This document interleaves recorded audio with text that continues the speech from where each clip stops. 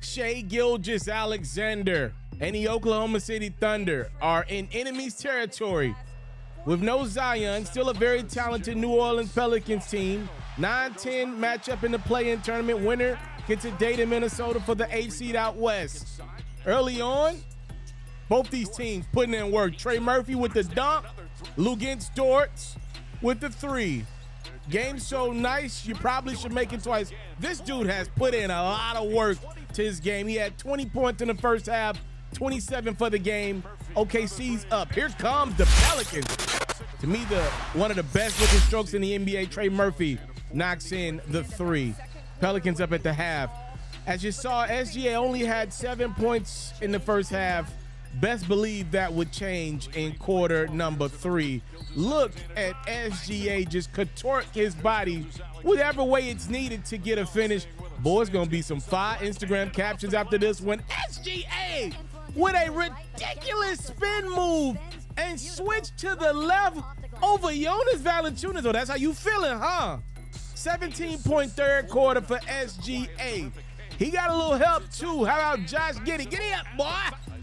Giddey goes for 31 points, 9 rebounds, 10 assists. I almost got a triple-double.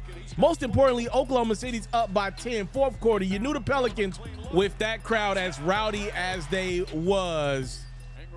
And here they come. CJ McCollum and Jonas Valanciunas knock in threes from the same spot. Pelicans regain the lead. And then here is that other dude that's really good in New Orleans, Brandon Ingram, gathering his own miss and putting it in.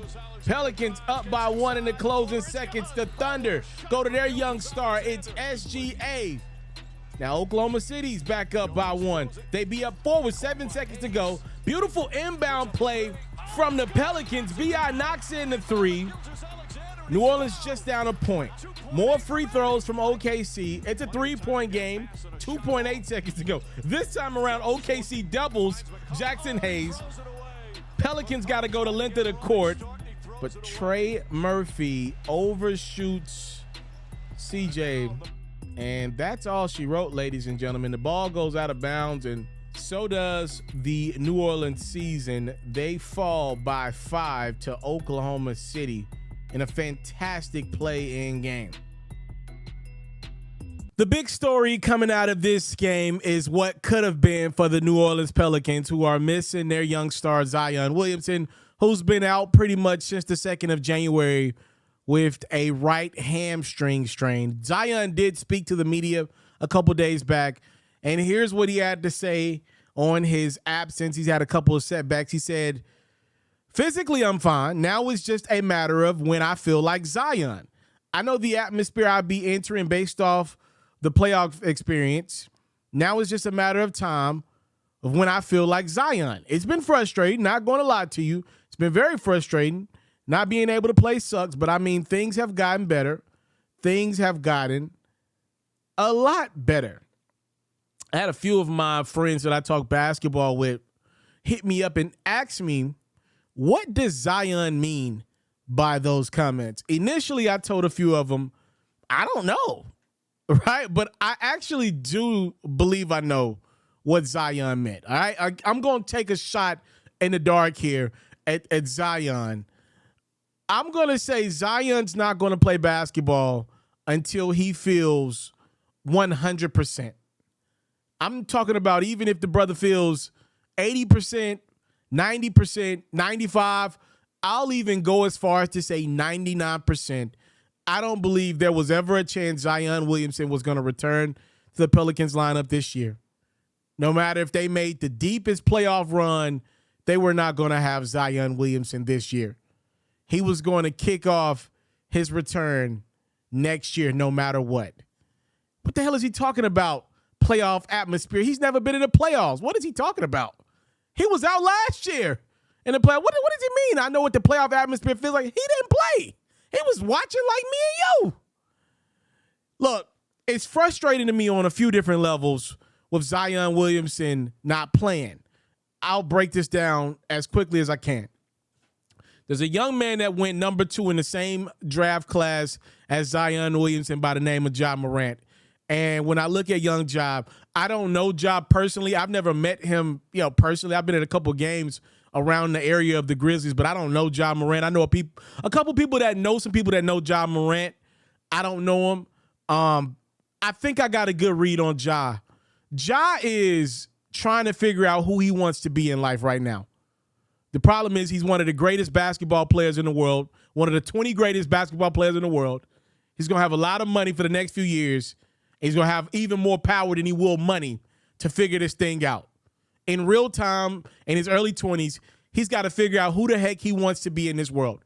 With all that money, with all that influence, with all that fame, and with all that greatness he has in basketball.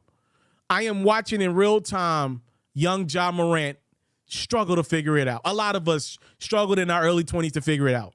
I think what Ja Morant is struggling with is the realities of playing basketball professionally. Yes, he's very blessed to be in a position, but there's a lot of pressures that come with playing basketball as a starting point guard for a professional Memphis Grizzlies team that, by the way, I don't think Memphis has high expectations, but they got moderate expectations. They ain't going to support no crap now. I'm from Memphis. They ain't going to support no BS now. They'll stop going to the games. So there's pressure for Ja Morant, pressure that probably wasn't there for him at Murray State. I think the pressure is getting to him, and I think he, in large part, he's dealing with it by he's pretty much telling you, I'd rather be a rapper right now than a professional basketball player. That's what he's telling you. And I only bring it up to say what I believe Ja Morant is struggling with is the realities of being a star for a team at a very young age. We're seeing it play out, and I think for Ja, he'll end up figuring it out, right? Best of luck to him. Well, Zion is skipping them steps. Zion ain't out there for the New Orleans Pelicans.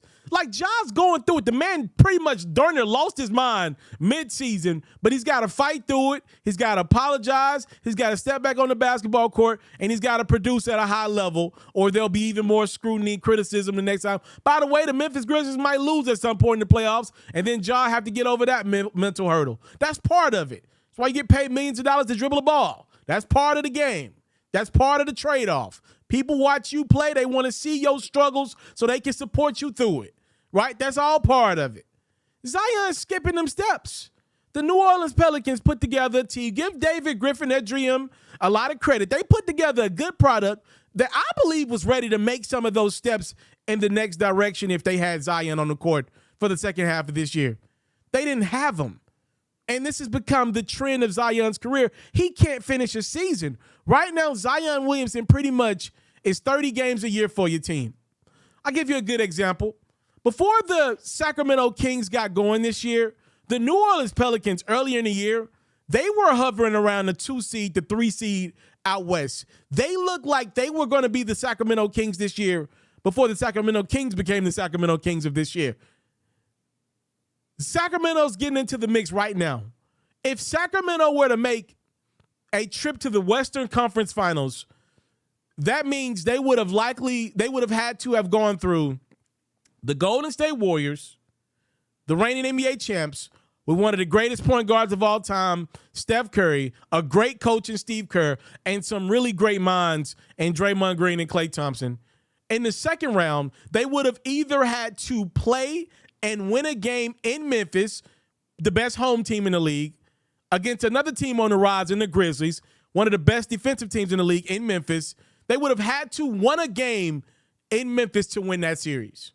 Or, let's say the Lakers beat the Grizzlies, then you would have had to go through probably one of the 3 greatest basketball players of all time in LeBron James and the Lakers. If the Lakers beat the Grizzlies, then you're probably taking on a Lakers team that's got a lot of momentum. Okay, then even if you get to the conference finals, you're likely taking on the Phoenix Suns or the Denver Nuggets. If Denver got through and got past Phoenix or the Clippers to get to the Western Conference Finals, that means they're clicking. Phoenix, we already know the problems that they possess. Sacramento's going to have to go through it this year, right? Zion's not around to go through that process. The Pelicans are now going to be taking back steps. These are real pivotal years. Typically in the NBA, you don't win championships, even if you got star players, great players. You don't win in the early 20s. Ask Jason Tatum and the Boston Celtics if they just won a championship. Now they got beat in the finals last year. Ask Kevin Durant, Russell Westbrook, ask LeBron James. You don't typically win championships in your early 20s. You got to go through them battles. You got to get through them demons. Usually around 27, 28 is typically when we see those guys get over the hump and start to win big in this league. The Pelicans can't even get that process started because their guy can't play 30 games a year. I'm just telling y'all what I think is happening right now with Zion. I don't think he wants to play basketball until he's 100% healthy. And the saddest part in all of this is I really don't got to read on the young brother because we don't see enough of him. He's really not around much. He doesn't do a lot of media. That was his first interview I can remember in over a month, and I covered the NBA every night of the season. I can't remember a Zion interview in quite some time because he gets hurt so much, you rarely get interviews. Matter of fact, the last time I think Zion did interviews was All-Star break.